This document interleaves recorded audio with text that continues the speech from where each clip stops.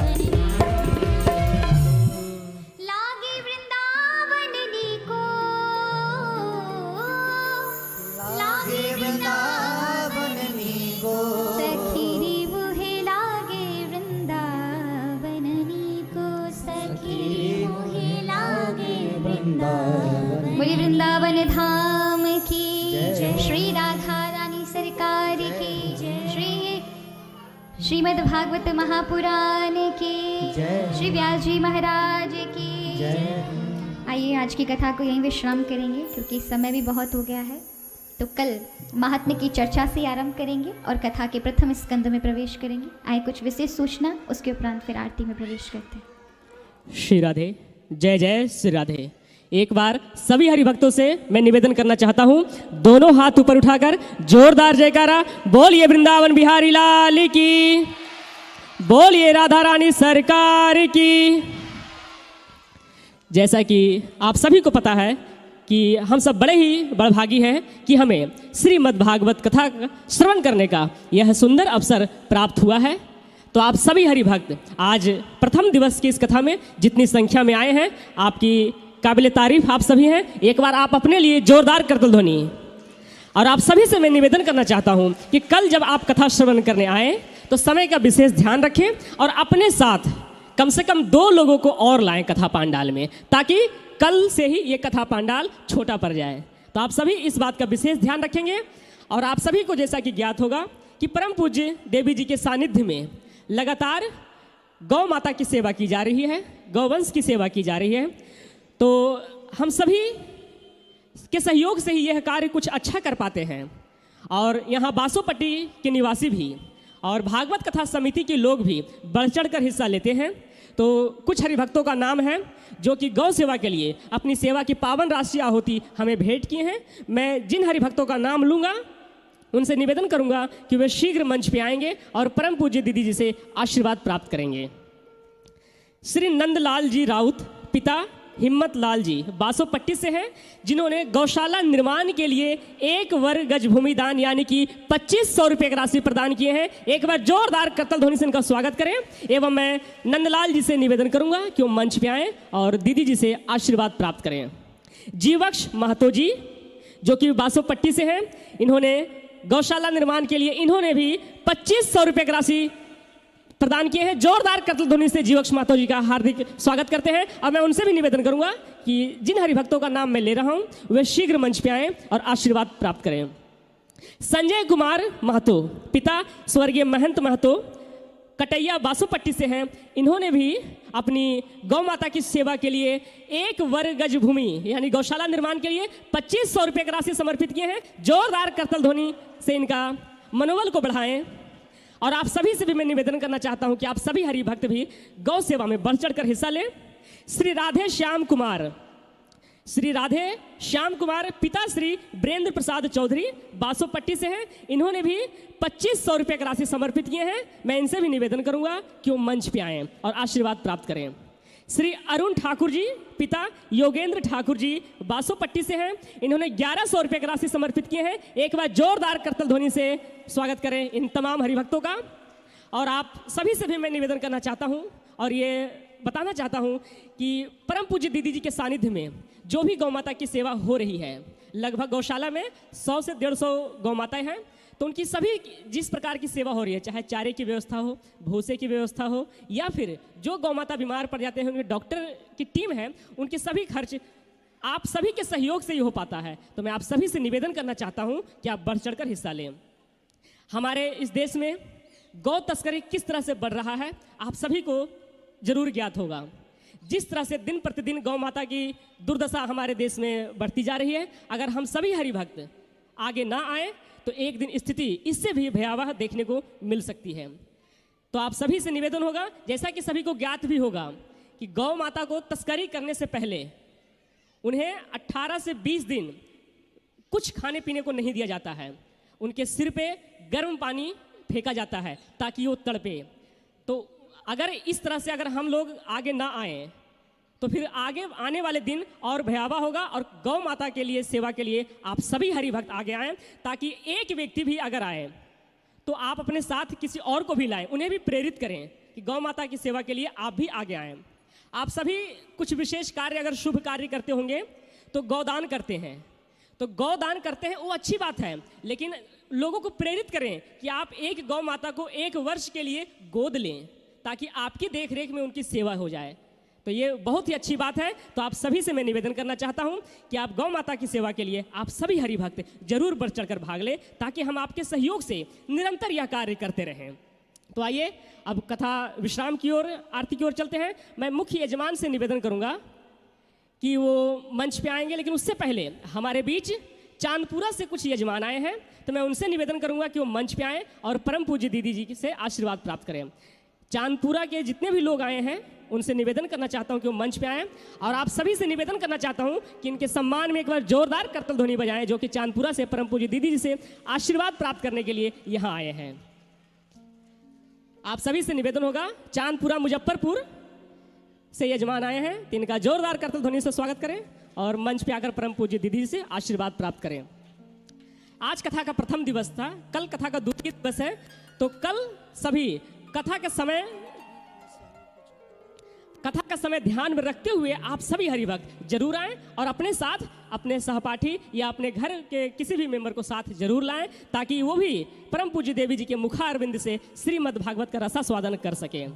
और आप सभी से एक और निवेदन करना चाहता हूं कि जिस तरह से गौ माता की सेवा के लिए आप बढ़ चढ़कर आगे आ रहे हैं, तो आपसे एक और निवेदन करना चाहता हूं कि आप लोग कमेटी के मेंबर को भी सहयोग दें, ताकि यह हर साल निरंतर भागवत कथा का आयोजन इसी तरह होना चाहिए। तो आप सभी से निवेदन है कि आप समिति के मेंबर को भी आप सहयोग दें, ताकि वो भी निरंतर यह कार्य करते रहें।